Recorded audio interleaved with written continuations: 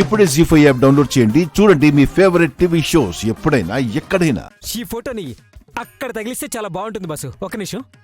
రేయ్, నువ్వు గిఫ్ట్ ఇచ్చావు, అది ఎక్కడ పెట్టాలో నేను పెడతాను, నువ్వు వెళ్ళు. మీకెందుకు బాసు శ్రమ? నేను పెట్టేస్తాను కదా, నేనున్నాను కదా, మీరు ఆగండి. వెళ్ళమన్నాను కదా, గెట్ అవుట్. మేడం, గిఫ్ట్ జాగ్రత్త.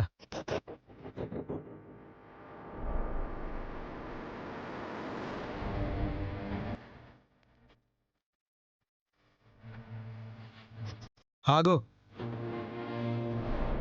ఏం చేస్తున్నావు? ఫోటో ఫ్రేమ్ బాగుంది కదా, తగిలిస్తున్నాను. ఇది ఆఫీస్ అనుకుంటున్నావా, ఇంకేమనుకుంటున్నావు? ఏదైనా మన ఆఫీసే కదండి. మన ఆఫీస్ కాదు, నా ఆఫీస్.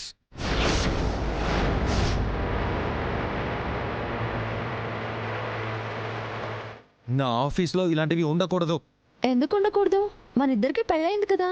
మన ఇద్దరికి పెళ్ళయిందని నువ్వు అనుకుంటున్నావు, కేవలం అగ్రిమెంట్ అయిందని నేను అనుకుంటున్నాను. మరి అగ్రిమెంటే చేసుకోవచ్చు కదా. నలుగురు సమక్షంలో అగ్ని సాక్షిగా ఎందుకు నా మెళ్ళో తాళి కట్టారు? తాళి కడితే ఏమవుద్ది? అది కూడా అగ్రిమెంట్లో పార్ట్గానే చూస్తున్నాను.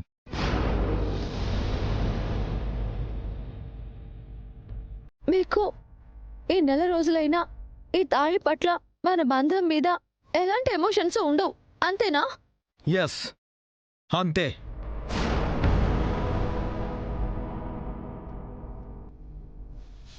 మీలాగే అందరూ ఉండరండి. మేము ఎమోషన్స్తో పెరిగాం, రిలేషన్స్తోనే బతికాం.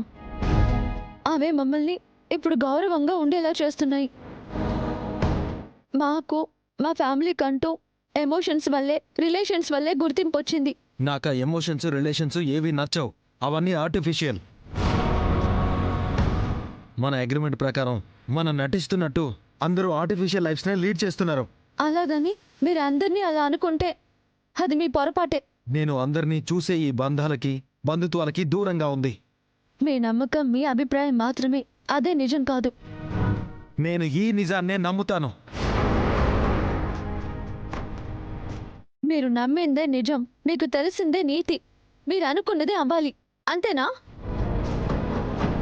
ఎదుటి వాళ్ళ మనసేంటి, వాళ్ళు ఏమనుకుంటారోనని కొంచెమైనా అర్థం చేసుకోవడానికి ప్రయత్నించారా? మీరు పట్టిన కుందేలికి మూడే కాళ్ళు అంటే మేమందరం మూడే కాళ్ళని తల ఊపాలి, ఒప్పుకోవాలి. ఎప్పుడు మీ మాటే గెలవాలి. అవతల వాళ్ళ అభిప్రాయాన్ని తెలుసుకోరు. అవతల వాళ్ళ ఫీలింగ్స్తో మీకు పని లేదు. ఇంకా ఈ టాపిక్ ఆపేస్తావా? మీ దగ్గర సమాధానం లేనప్పుడు ఇలా మాట దాటేస్తారు, అంతే కదా? ఇంతటితో ఈ విషయం గురించి ఆపేసి పని చూసుకుంటే ఇద్దరికీ మంచిది.